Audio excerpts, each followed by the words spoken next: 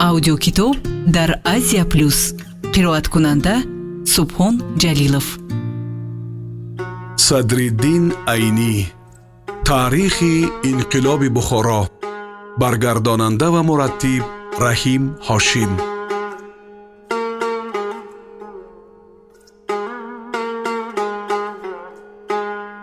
мадохил ва махориҷи ҳукумати Бухоро.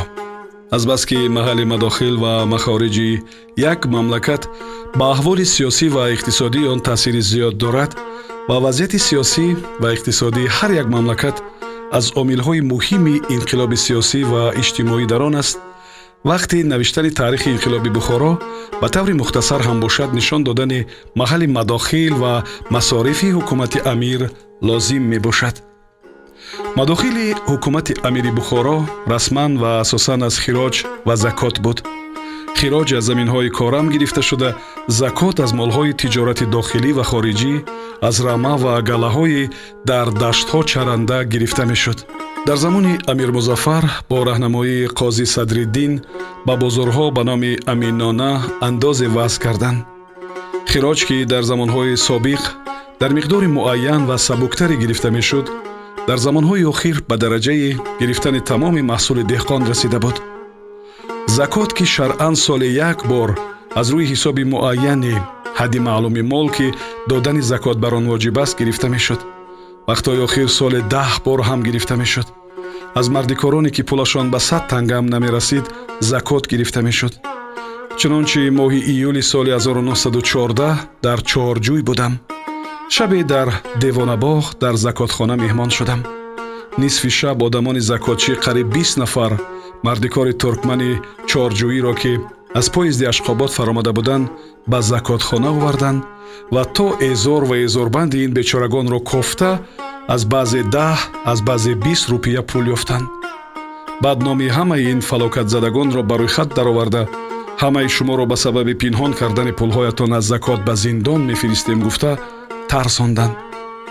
баъд яке аз одамони закотчӣ ба миён даромада оқсақолӣ карда гуфт: бек бобо, ин дафъа аз гуноҳи инҳо гузаред, мин баъд ин хел гуноҳро намекунанд.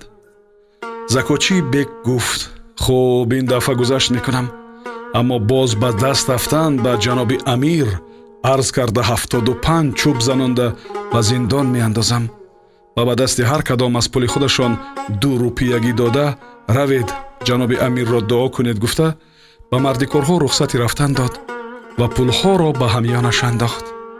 аз рӯи таҳқиқ маълум шуд, ки инҳо 2 моҳ боз дар Марв мардикорӣ карда барои дидану зану фарзандонашон ба Чорҷӯй омада буданд.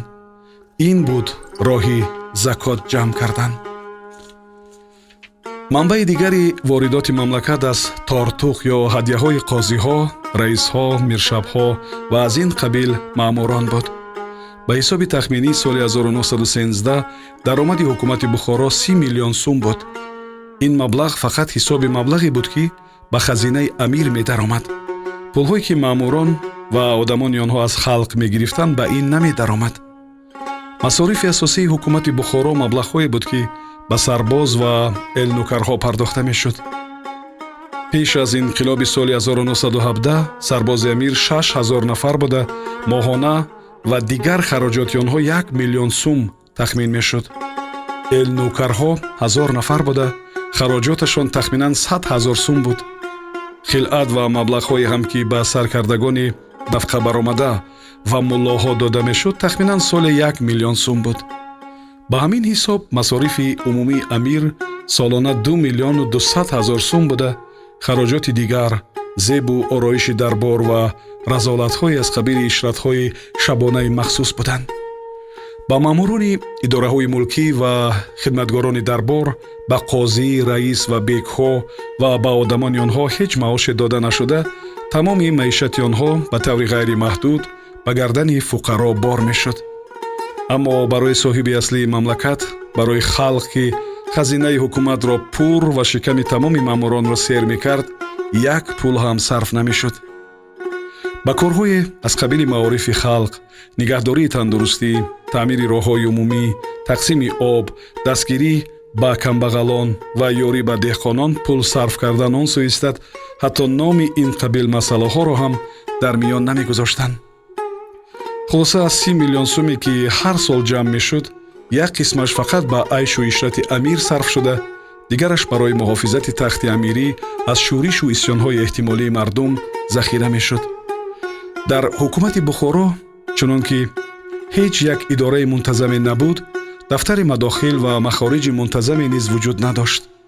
бинобар ин тамоми рақамҳои дар боло нишондодашуда тахминӣ ва қиёсӣ мебошанд.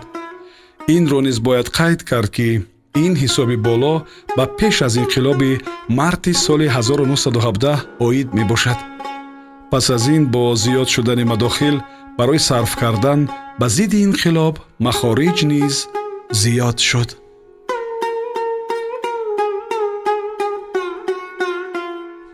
сомиёни азиз, шумо пораеро аз китоби таърихи инқилоби Бухорои устод Садриддин Найнӣ шунидед. идома дар гуфтори дигар садо медиҳад. аудиокитоб дар Азия Плюс. қироаткунанда Субҳон Ҷалилов.